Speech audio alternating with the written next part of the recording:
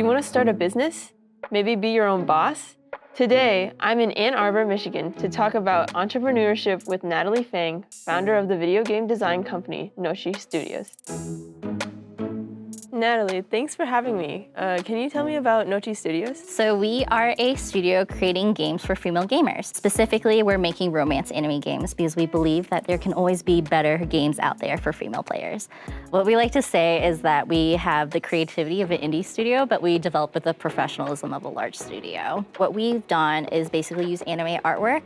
It's a gamified version of manga or webtoons. And so we have a story that we're telling to share the romance aspect. So you're in this story experiencing things, you're choosing what you want to do in this game. All the choices that you make impact the end result. So you hope to end up with a love interest that you have been going after in the game. How'd you get into this industry? I think first and foremost, all of us on their team are gamers at heart. So we grew up playing games, right? For me in particular, I played all sorts of games and that made me really interested. And that's what started Nochi too, was that there wasn't enough of these games when I was younger, and so that's why we wanted to develop it. Other than that, like all of us on the team have been doing projects, right? Either as a hobby or as a student.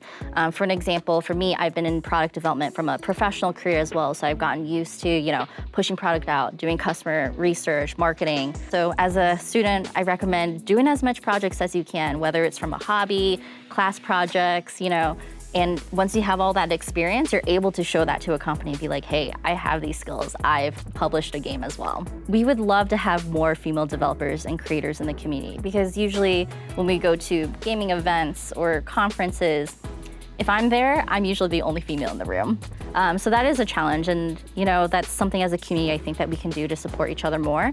And also, it's not a win-lose situation where I'm only gonna promote my game, but if you promote everyone's game, everyone wins together, right? People are constantly consuming games. It's not like you're only gonna watch one movie a year. You're gonna watch lots of movies in a year. So we're going to do some storyboarding right now. Alexandra has written an episode called Candy Coated Hyperlove, and Natalie invited me to participate in a brainstorming session. We created content for a mini game. Can you tell me about how you make the games? We start with a lot of research, development work, concept, brainstorming, creative analysis. Eventually, we get to something that we really love as a team and that we think people will resonate with. And we have a lot of customer research in this aspect too. Eventually, we go to pre-production, so programming, artists, writing, etc., all of it. Eventually, we start doing the work and implementing everything that we've planned, designed. Then we go into testing. Throughout this whole process, we're constantly interviewing people, letting people try our product, so we're constantly tweaking. And eventually, once we get into a state that we really like it and we're getting really great feedback from potential players, we publish the games. So I think we have a ton of great ideas. We'll take it back and then we'll refine them down, or Alexandra, you'll probably do the refining down. As founder of Nochi Studios, would you consider yourself an entrepreneur? Yeah, I think first and foremost, I'm an entrepreneur. The game design aspect, the marketing aspect, that all comes under the entrepreneur umbrella. And it's what excites me, gets me out of the bed every day to have like a goal to build a company, to grow the company, to have it be sustainable, and then to come into the office and every day work on something a little bit different, right? There's a different kind of fire to put out. Maybe it's a technical issue, maybe it's a marketing issue, a customer service issue, but that really drives me. I sat with Kira to program our suggestions into the actual minigame. It was interesting to see the results of the brainstorming session. What I've done over here is just plug in the 3 questions that you've just written. What should people know about starting a business? Don't be afraid to ask for help. It's really important to find a community, whether it's people who are in the same niche as you or someone who's just starting a business. You can share a lot of tips and tricks with each other or even just commiserate. Sometimes it's really hard to build a business by yourself, right? You don't want to be in a silo just, spinning. And ask for mentors. Usually, ask for a coffee session with someone, get to know people.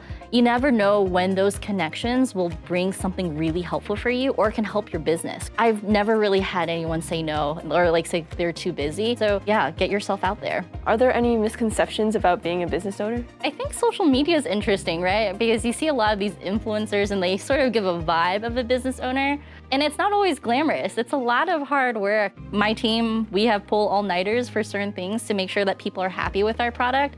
So I think don't believe everything you see on social media. If you really want to get to know the business, talk to other entrepreneurs and see, what their experience is like. What resources are available for aspiring entrepreneurs? Yeah, so there's really great resources online now. You can YouTube something to learn, Google to find out what the experts are saying. But in Michigan in particular, there's so many awesome programs. Like there's incubators, accelerators, also university programs. Almost, I think, most of the universities have some kind of entrepreneurship or innovation center, and you can learn a ton from them. You can get training from them, they can give you advice on your business. So really try to soak up as much as you can from all these like formal programs and from the state is a really great way to like de-risk and make sure your business is successful. Thank you, Natalie. It was inspiring to hear your story and learn about the video game design process. It's actually more fun and collaborative than I thought it was. Entrepreneurship doesn't have to be done alone either. Even though you might be starting the business yourself, you can still collaborate with other aspiring business owners and network with like-minded creators. As Natalie said, it doesn't have to be a competition. We should try to lift up each other.